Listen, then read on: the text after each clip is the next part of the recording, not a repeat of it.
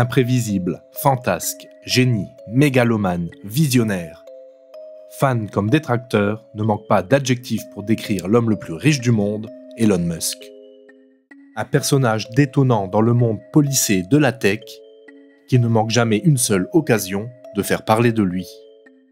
Il a un talent consommé pour le trolling. Sans connaître les codes du trolling, sans comprendre finement ce que c'est que le trolling, il est très compliqué de comprendre Elon Musk. Parce que la première chose à faire quand on regarde ce que dit Elon Musk, c'est de filtrer ce qui est de l'ordre du trolling, ce qui est de l'ordre de la blague potage d'adolescent, de ce qui est de l'ordre d'un vrai message, de ce qui est de l'ordre d'une piste qu'il lance. Et c'est pas évident du tout d'interpréter Elon Musk, essentiellement du fait justement de sa personnalité qui est tout à fait en dehors de tout cadre connu et pas tout à fait normal. Everyone in this room is inspired by you.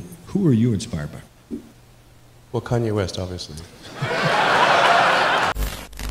Mais derrière le maître du trolling se cache surtout un redoutable entrepreneur aux méthodes parfois controversées, qui est parvenu en quelques années à se hisser sur le toit du monde. Et son dernier fait d'armes, le rachat de Twitter pour la coquette somme de 44 milliards de dollars, soulève de nombreuses questions. La première, mais pourquoi l'homme le plus riche du monde vient-il s'encombrer d'un réseau social certes incontournable, mais qui n'a jamais, ou si peu, été rentable?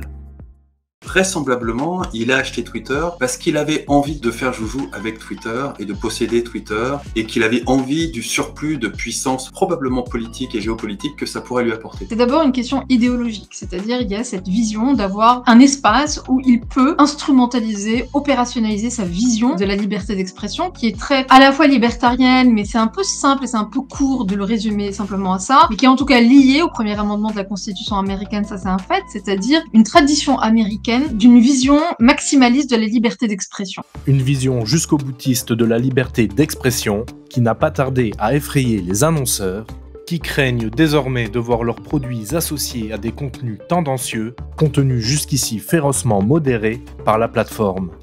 Un problème de taille pour Twitter qui tire 90% de ses revenus de la publicité diffusée sur le réseau. Depuis maintenant 4 ou 5 ans, ils ont suivi un trend très puissant aux États-Unis, qu'on voit aussi débarquer en France, qu'on désigne habituellement sous un terme qui peut être pris comme très méprisant, qui est woke. Et la plupart des annonceurs sont sur ce trend culturel américain qui est très fort en ce moment aux États-Unis. Sauf qu'Elon Musk s'oppose à ce trend, et donc les annonceurs ont très peur pour leur image et la cohérence de l'image qu'ils ont construite ces dernières années. Et ce qui est très intéressant, au moment où Musk a annoncé le rachat officiel et définitif de Twitter, mais dans les heures qui ont suivi, on a eu une espèce de recrudescence des comptes complotistes, conspirationnistes, etc., qui ont vraiment littéralement explosé. Mais en dehors des considérations financières, le vent de liberté que le patron de Tesla imagine faire souffler sur Twitter pourrait aussi avoir des impacts géopolitiques. Et qui pose d'ailleurs d'énormes problématiques et d'énormes enjeux politiques sur les questions de polarisation, sur les questions d'éditorialisation des contenus par les algorithmes, les questions de modération, bien entendu, etc.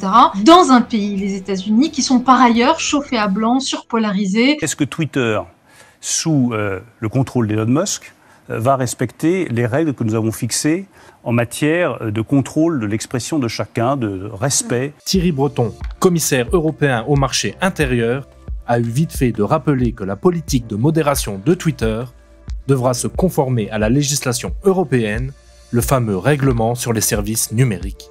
Il le sait, on s'est beaucoup entretenus tous les deux, il devra respecter désormais nos règles, et en particulier en termes de modération. Qu'est-ce que c'est que le DSA? C'est un très grand règlement européen, porté par la Commission européenne, et qui va, si vous voulez, d'une part, territorialiser les plateformes américaines, parce qu'on a un enjeu de souveraineté en réalité aussi, nous en Europe, sur le sol européen, et les obliger d'une certaine façon, et même très directement et très explicitement, à obéir aux lois européennes désormais, voire même en les renvoyant vers nos juridictions nationales. A priori, il n'y a aucun sujet, Twitter obtempérera. D'un point de vue très concret, est-ce que nous en Europe, on a les moyens de la mise en œuvre de ces modérations-là et de ce rendement de compte? C'est la question qu'on va devoir creuser dans les prochains mois.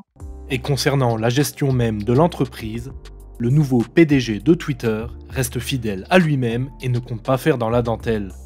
Pour modeler l'oiseau bleu à son image, Elon Musk a décidé de se séparer de 50% des employés de la firme. Sous l'ère Musk, des historiques du réseau se voient remerciés par un simple email. Une polémique qui vient s'ajouter à celle de l'annonce de la venue prochaine des comptes certifiés payants sur le réseau, une idée qui est loin de faire l'unanimité parmi les utilisateurs. Polémique ou pas, on n'a en tout cas jamais autant parlé d'Elon Musk, ce qui, on l'imagine, n'est certainement pas pour lui déplaire.